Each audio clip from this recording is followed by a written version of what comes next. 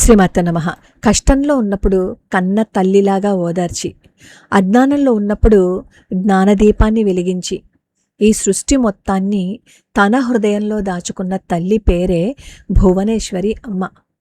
బ్రహ్మాండం ఎంత పెద్దదో ఆ తల్లి కరుణ అంతకంటే పెద్దది. దశ మహావిద్యలలో 4వ శక్తి భువనేశ్వరి అమ్మవారు. భువనేశ్వరి అంటే ఈ భువనాలన్నింటికీ ఈశ్వరి అని, రాణి అని అర్థం. అమ్మవారు చతుర్భుజాలతో పాసం అంకుశం ధరించి అభయ వరద ముద్రలతో దర్శనమిస్తారు. అమ్మవారి కిరీటంలో చంద్రకళ ఉంటుందన్నమాట.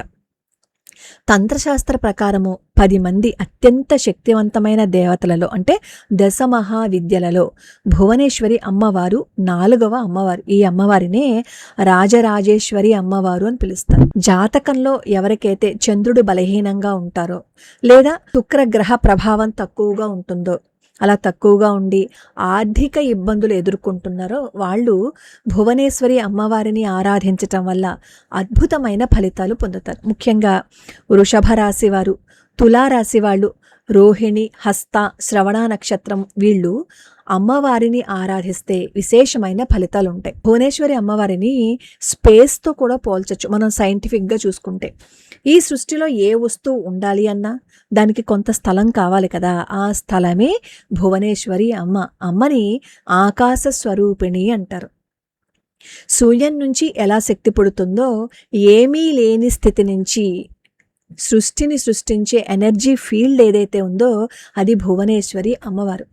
భువనేశ్వరి అమ్మవారి బీజాక్షరం హ్రీం అన్నమాట. దీనిని నిత్యం జపించినట్లయితే మన పీనియల్ గ్లాండ్ మీద పనిచేస్తుంది. హ్రీం అంటే ఆ శబ్దం నాడీ వ్యవస్థ మీద సానుకూల ప్రభావం చూపిస్తుంది, మనసు చాలా ప్రశాంతంగా ఉంటుందని చెప్తారు. అయితే ఎప్పుడైనా బీజాక్షరాలు మనంతటా మనం ఎప్పుడూ పఠించకూడదు, గురువు గారు మనకి ఇవ్వాలి. అయితే భువనేశ్వరి అమ్మవారిని పూజించడం వల్ల వాక్ శుద్ధి పెరుగుతుందంటే మన మాటకి శక్తి వస్తుందన్నమాట. దారిద్ర్యము అనేది తొలగిపోతుంది, ఐశ్వర్యం సిద్ధిస్తుంది. విద్యారణ్య స్వామి వారికి భువనేశ్వరి అమ్మవారి దయ వల్లే ఎంతో ఐశ్వర్యం వచ్చింది. కానీ ఆ ఐశ్వర్యం ఆయన తన కోసం అడగల, హిందూ రాజ్య స్థాపన కోసం అడిగారు. భువనేశ్వరి అమ్మవారిని ఎవరైతే నిత్యం ఆరాధిస్తారో శత్రుభయం తొలగిపోతుంది, తెలియని ఆందోళనలు తొలగిపోతాయి. శుక్రవారము లేదా పౌర్ణమి రోజున భువనేశ్వరి అమ్మవారిని పూజించడం చాలా శ్రేష్టం. రేపు శుక్రవారం అష్టమి కదా, మీరు అపరాజిత అమ్మవారిని కానీ భువనేశ్వరి అమ్మవారిని కానీ ఎవరినైనా మీకు ఇష్టం, మీ మనసులో ఎవరినైతే ప్రతిష్ఠించుకున్నారో వారిని పూజించండి. పాయసము లేదా తీపి పదార్థాలు అమ్మవారికి నివేదన చేయండి.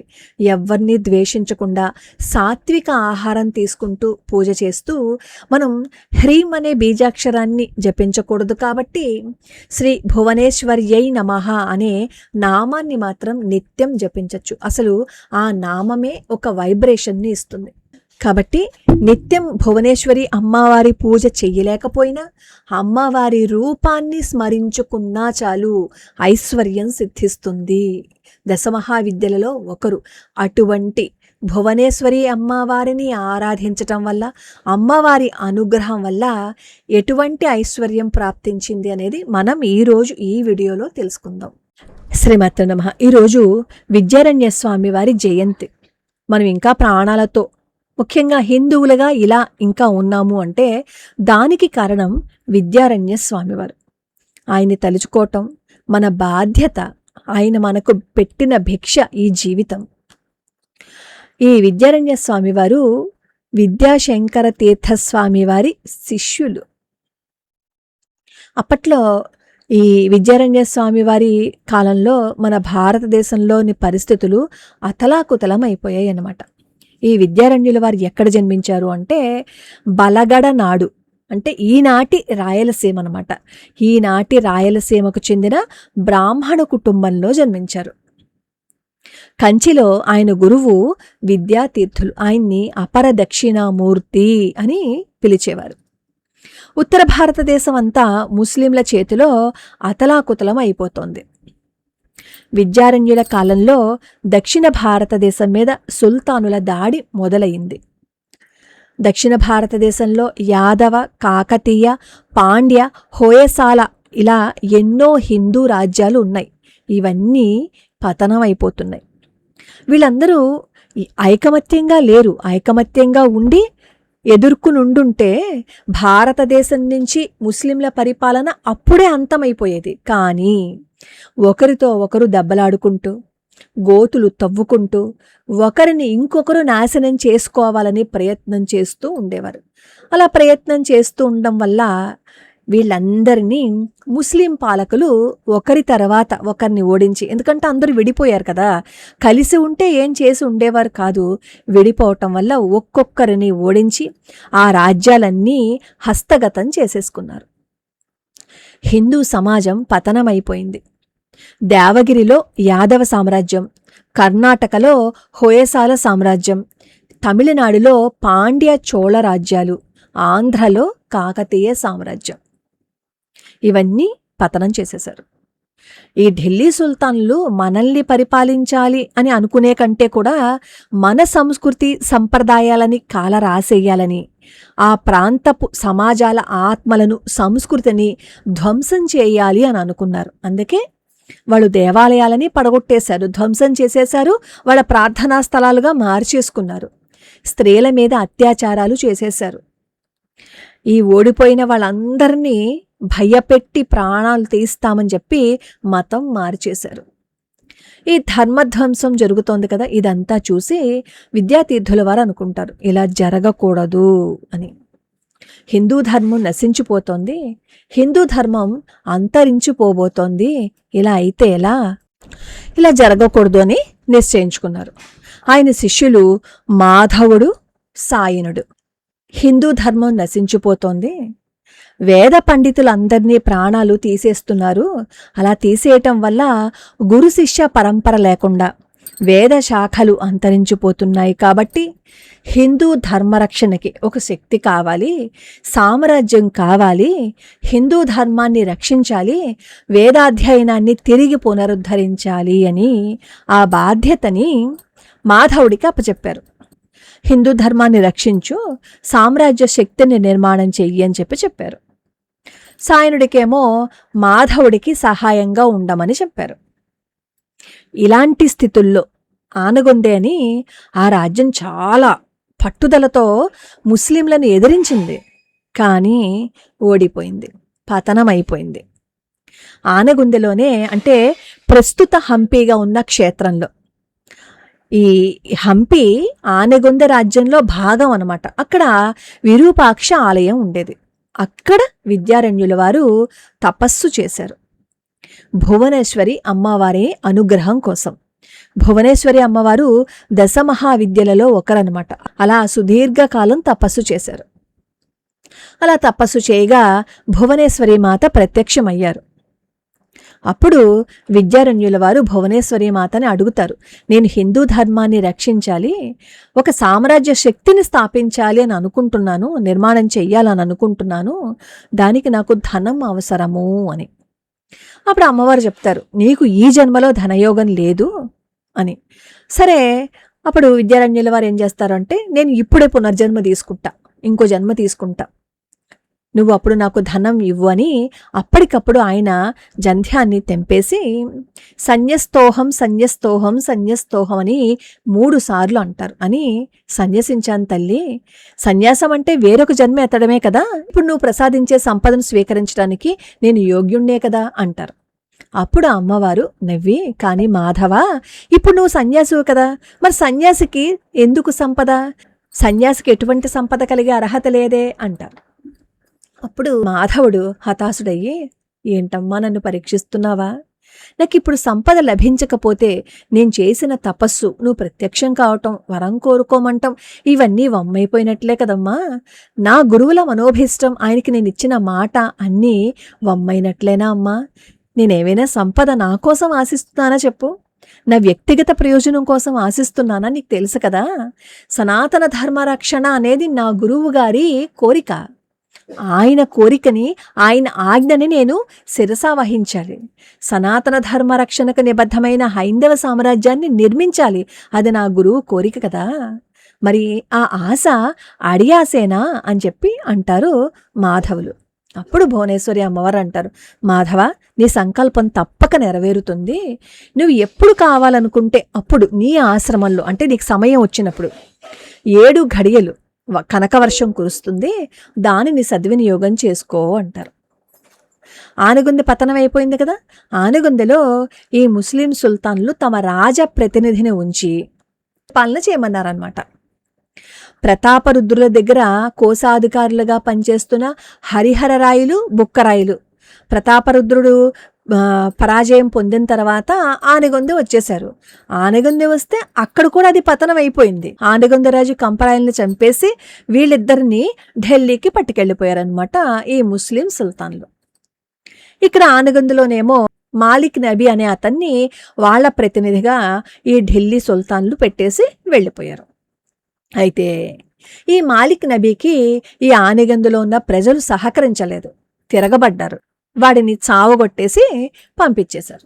అప్పుడేమో వాడు సుల్తాన్ దగ్గరికి వెళ్ళి, నా వల్ల కాదు, అక్కడ ప్రజలు తిరగబడుతున్నారు, పన్నులు కట్టడం లేదు అని మొరబెట్టుకుంటాడనమాట. అప్పుడేం చేస్తారు సుల్తాన్లు, అక్కడ ఆనగొందెలో స్థానికుల్ని గనక నియమించినట్లయితే ప్రజలు నోరు మూసుకుని కూర్చుంటారు అని చెప్పి కుట్ర పన్ని ఈ హరిహరరాయల్ని, బుక్కరాయల్ని తీసుకుని వెళ్ళిపోయారు కదా. వాళ్ళిద్దరినీ బలవంతంగా మతం మార్చి, మీరిప్పుడు ఆనగొందె వెళ్ళండి, మా తరపున పరిపాలించండి అన్నారు. ఒకవేళ వాళ్ళని అలాగే పంపించేస్తే ఏమో వాళ్ళు మళ్ళీ మనసు మార్చుకోవచ్చేమో. అదే ముస్లింలుగా మార్చేశారు అని అనుకోండి, మళ్ళీ హిందువుల్లోకి వెళ్ళడానికి వీళ్ళకి అంత ఇదిగా అవ్వదు కాబట్టి ముస్లింలుగా మార్చేశారు. ఎందుకంటే ఈ ఆనగొందెలో వీళ్ళిద్దరూ మంత్రులుగా పనిచేశారు కదా, హరిహరరాయలు, బుక్కరాయలు. కాబట్టి హరిహరరాయలు, బుక్కరాయలు మాట ఆనగొందెలో ప్రజలు వింటారు అని ఈ సుల్తాన్ ఏమో వీళ్ళిద్దరిని ఇక్కడికి పంపించారు. వాళ్ళు వచ్చారు, పరిపాలన మొదలుపెట్టారు.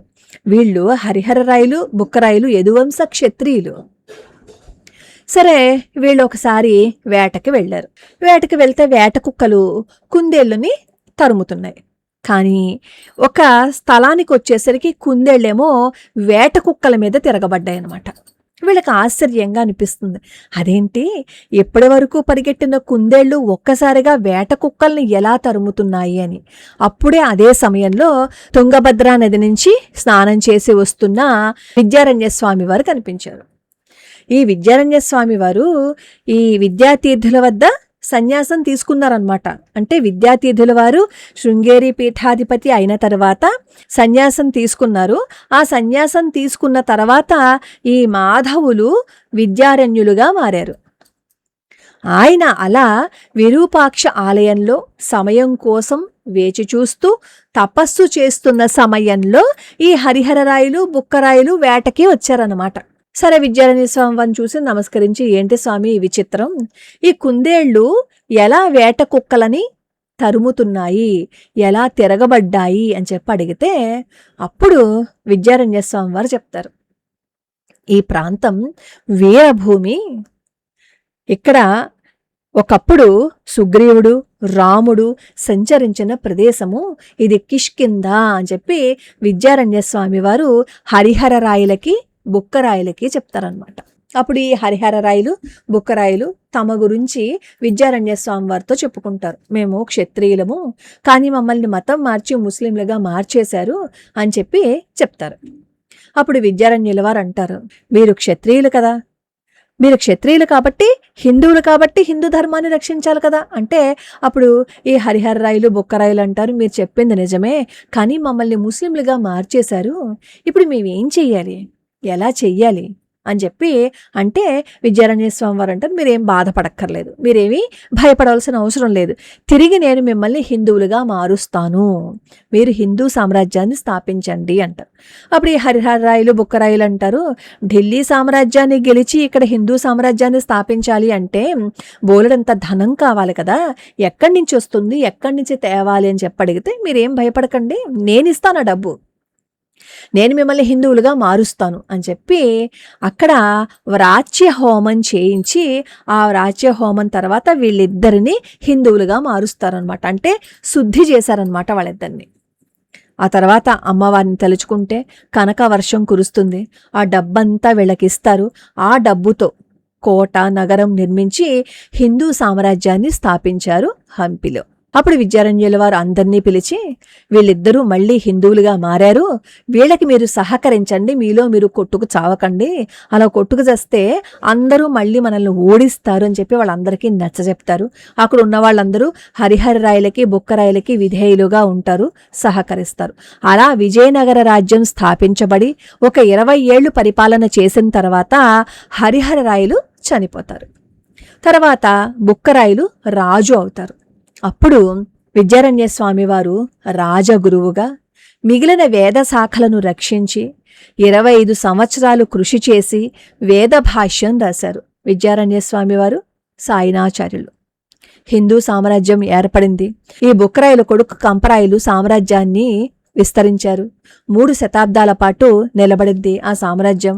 వేద ధర్మ పునరుద్ధరణ జరిగింది. ఈరోజు ఇరాన్, ఈజిప్టు ఇలా ఒకే దెబ్బతో ముస్లిం దేశంగా మారిపోకుండా ఇంకా హిందూ దేశంగా మన భారతదేశం ఉంది అంటే దానికి కారణం విద్యారణ్య స్వామివారి భిక్ష. హిందూ ధర్మరక్షణకి, హిందూ సామ్రాజ్యాన్ని స్థాపించిన హిందూ ధర్మ రక్షకుడు విద్యారణ్య స్వామివారు. ఆయన తెలుగువారు. హరిహరరాయలు బుక్కరాయలు తెలుగువారు. ఈరోజు హిందువులు మెజారిటీగా ఉన్నారు అంటే కారణం విద్యారణ్యుల వారు. ఎన్నో దేశాలు తమ సంస్కృతిని కోల్పోయాయి, కానీ భారతదేశం ఇలా ఉంది అంటే ఒకే ఒక్క కారణం విద్యారణ్య స్వామి. ఈ విద్యారణ్యుల గురించి మీరు పూర్తిగా తెలుసుకోవాలి అని అనుకుంటే విద్యారణ్య విజయం అని వివి సుబ్రహ్మణ్యం గారు రాశారు. అత్యద్భుతమైనది తెలుసా, అసలు అందరూ చదివి తీరాలి, తెలుసుకోవాలి. ఆ పుస్తకం చదివి మన సంస్కృతి ఏంటి, మన సంప్రదాయాలు ఏంటి, ఒకప్పుడు మన బ్రతుకి ఏంటి అనేది మనం తెలుసుకోవాలి. ఇది చాలా అథెంటిక్ బుక్, చాలా రీసెర్చ్ చేసి ఆయన రాసిన పుస్తకం అది తీసి చదవండి. నేను కూడా వీటన్నింటినీ ఎపిసోడ్స్గా చెయ్యాలని ప్రయత్నిస్తున్నాను. అమ్మవారు సహకరిస్తే ఖచ్చితంగా చెయ్యాలని, ఆ అమ్మవారి అనుగ్రహం నాకు ఉండాలని నేను మనస్ఫూర్తిగా కోరుకుంటున్నాను. ఇంకా కామెంట్ మాత్రం చేయటం అస్సలు మర్చిపోవద్దు. ఏమని చెయ్యాలి? దశమహావిద్యల ఏమని చెయ్యాలి? భువనేశ్వరి మాత అమ్మవారి నామాన్ని కామెంట్లో పెట్టండి. ఆ అమ్మవారి దయ వల్ల హిందూ సామ్రాజ్యానికి కావలసినంత ఆ అమ్మవారి దయ వల్ల ఒక రకంగా చెప్పాలి అంటే భారతదేశానికి 10 మహావిద్యలలో ఒక విద్య అయిన భువనేశ్వరి అమ్మవారి అనుగ్రహం ఉంది అని విద్యారణ్య స్వామివారి ద్వారా మనకి అర్థమైంది కదా. మరి కొంచెం కూడా ఆలస్యం చేయకుండా శ్రీ భువనేశ్వరి మాత అని మనం కామెంట్ చేసేద్దామా?